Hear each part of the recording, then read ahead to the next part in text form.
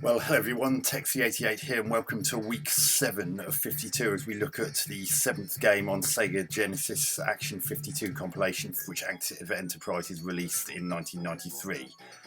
And now we've got Daytona! Sorry. But anyway, the game's called Daytona this time. So I think it's pretty obvious what kind of game this is going to be. Level 1. So you get an entrance fee and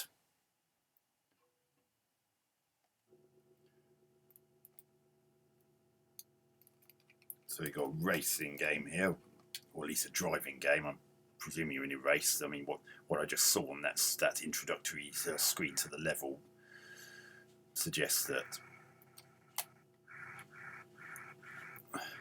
it's a race in some way or other. But the first thing I notice is that the look of the car compared to the look of everything else looks very odd.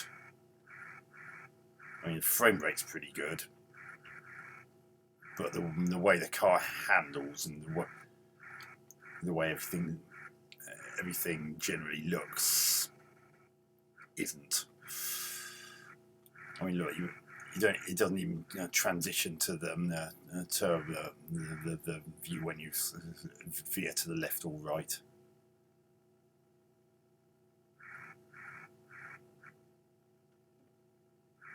And look at those other cars, they all just look identical to one another. There's not even a variation in colours. Literally, your car is the only car that's a different colour to all the rest.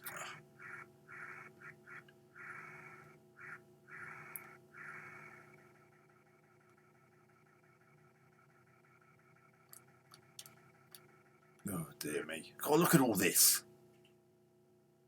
And why was that car on the left there angled slightly differently, even though they're going in the same direction? Yeah. Well, that was exciting, I don't think. So we're on a different track, even though the scenery looks absolutely the same as what I've just been on, and there are no hills whatsoever. And the sound of the engine is the exact same drone that just endlessly goes like this, regardless of how fast or slow you're going. I mean, it was exactly the same sound even when I was stationary at the very start. Oh, is it really necessary to have all that flashing?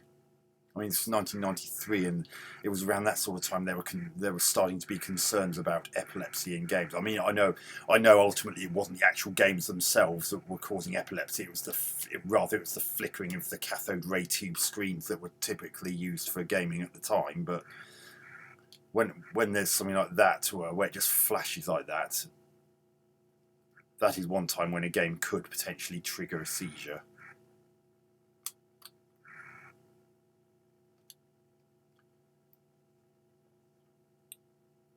Yes. Not exactly WEC Le Mans. Oh, and that collision detection on that tree was absolute crap. I was clearly nowhere near that. Oh, this is so unconvincing. See, look, I clearly didn't hit that tree, but the game thought I did. So I dread to think how bad the collision detection is going to be for the other cars. I mean, that time when I crashed in that car earlier, that seemed okay, but that tree, absolutely, definitely not. I didn't touch that. And there's not even a finish line. There's not even a line in the middle of the road showing where the end of the lap is.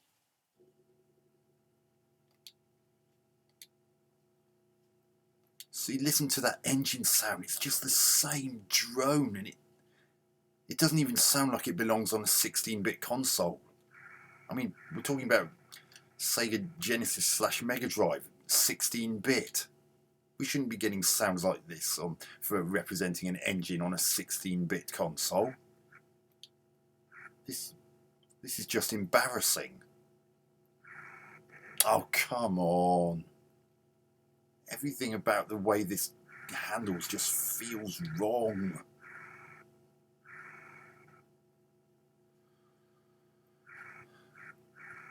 Ugh. And when it's a sharp bend like this, you've got no idea what's coming up because the bend's so sharp, and the way they've done the cornering just isn't convincing in the slightest, and you can't see far enough ahead of you.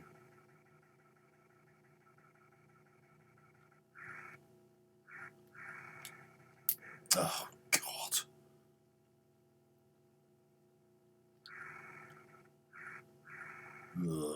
1993, and they came up with something that would have looked laughable on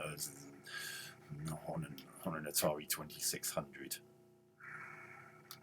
Okay, maybe that's a bit of an exaggeration, but or is it? I mean, that road design could have easily been done on an early 8-bit machine. Oh, I didn't hit that damn tree.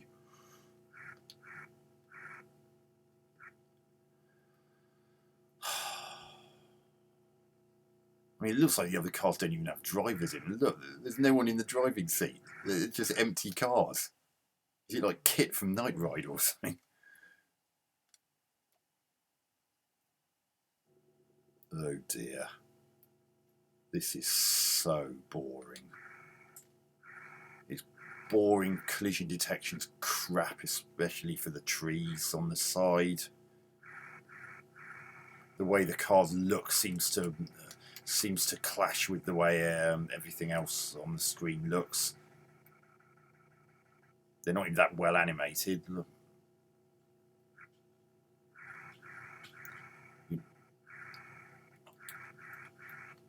Oh God, I thought I was going to hit there. I very nearly did.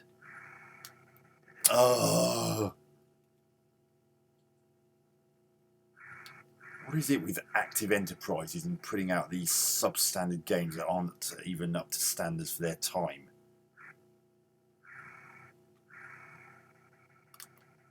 Oh, I was nowhere near that tree.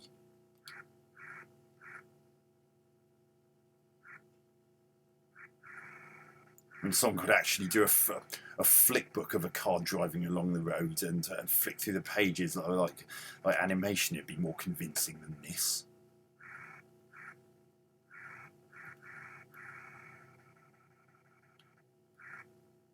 Look at the way those cars angled themselves to try and emulate perspective, and it just didn't work at all. And there are no hills. And it's just the same background, same boring mountains, same green of the road, same yellow and blue of the edges of the road. There's just no variety whatsoever. I mean, even ZX Spectrum driving games had colour variety, and that had some very severe colour attribute limitation. And those games even had hills, even though Spectrum was never originally designed with games in mind. Do this though.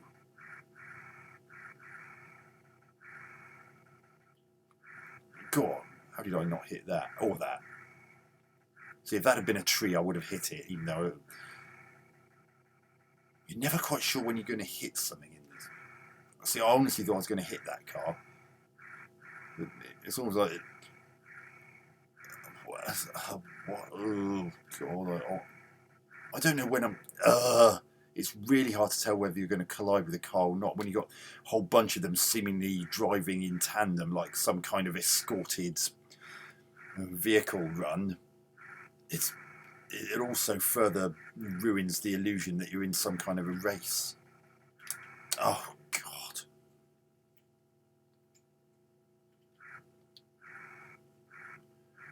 Crap collision detection on no car, no variety in the tracks, no hills. Level 6. And I've never played this game before today.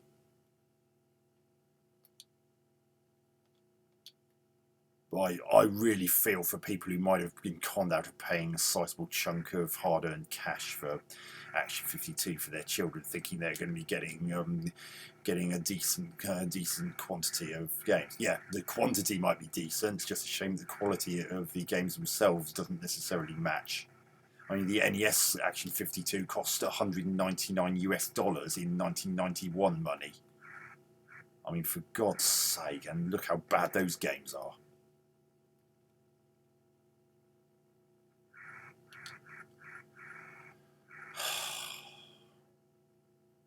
also noticed that one of the games coming up which I intend to look at in a future video, is Star Evil.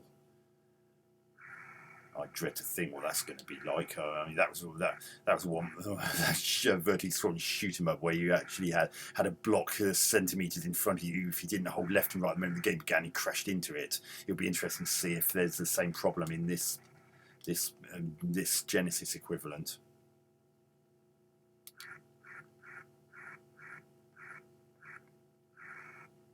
I suppose at least this version actually has a driving game in it.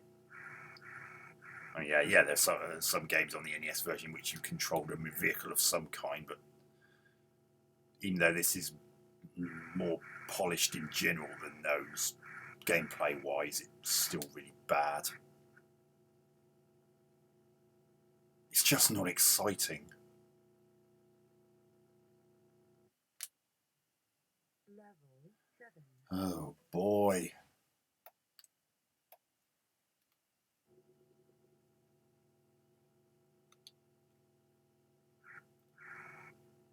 This is really boring.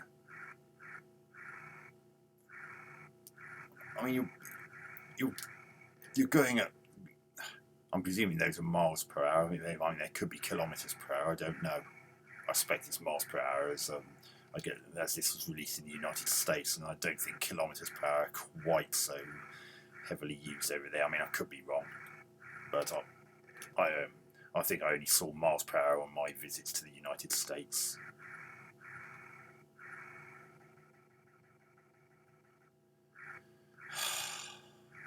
But putting pedal to the metal should be more exciting experience than this.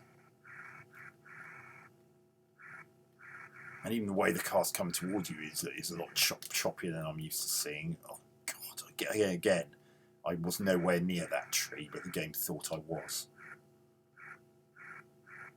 Oh, this is so boring.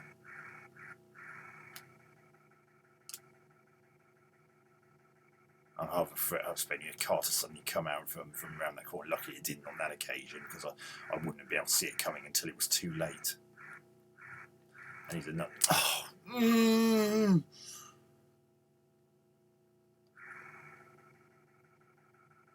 And yeah, the map in the bottom right corner is a nice touch, but it doesn't improve the game really. Oh dear.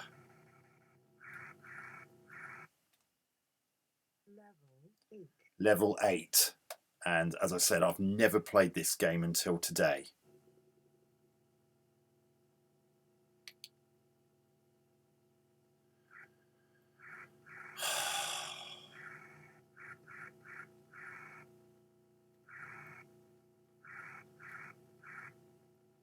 Oh, I thought I was going to hit that car. If that had been a tree, as I said, I would. Oh, come on. That would have barely broken a headlight. It certainly wouldn't have caused my car to explode. And why can't the car just visually explode? Oh, of course not. That would have meant they'd have had to have done an animation of the car exploding.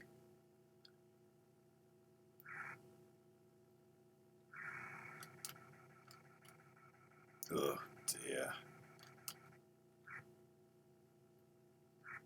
Even that skidding sound is not very interesting.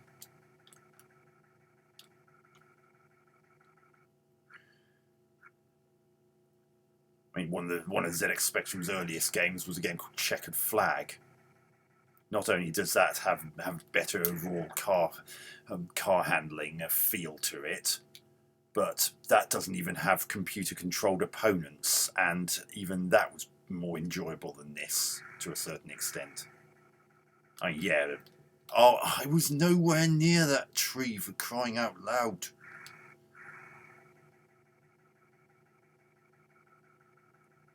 Oh, this is so boring.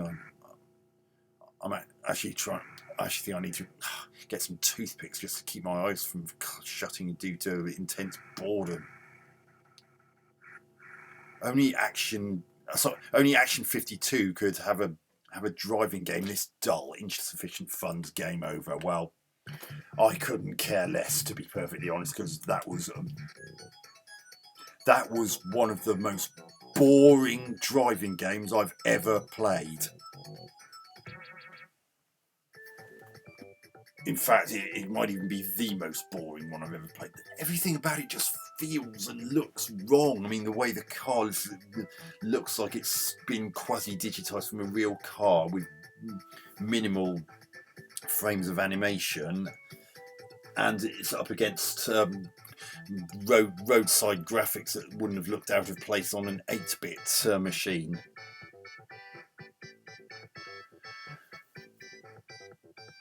And even though there's a feeling of speed, there's no sense of accomplishment. There's no excitement. The collision detection's absolutely dreadful when it comes to the trees on the outside, and there's literally no other side details other than those trees. There's no signs. There's no adverts. I mean, they wouldn't have to be adverts of real things. Just something to break the monotony and make it feel like you're actually going somewhere. And generally every single track in the game just looks the same.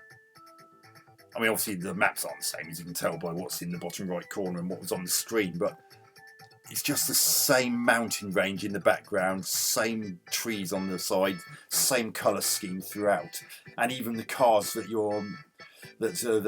other than yours look exactly the same. They don't even have anyone in the driving seat. When they're close to you and you pass them, you can clearly see there's no one in them. But the game is just such a bore to play, and I was actually relieved when it said I had insufficient funds to continue because the game was that boring. So yeah. Typical Action 52 fodder of not being up to snuff for a game from 1993, especially on a 16-bit machine.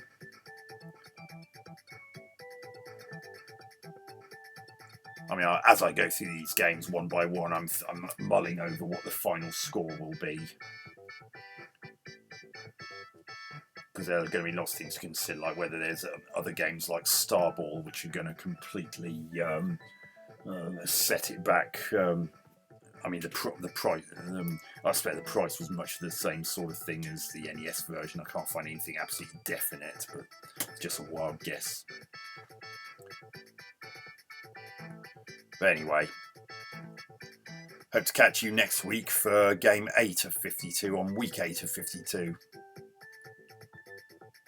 Texie88 out.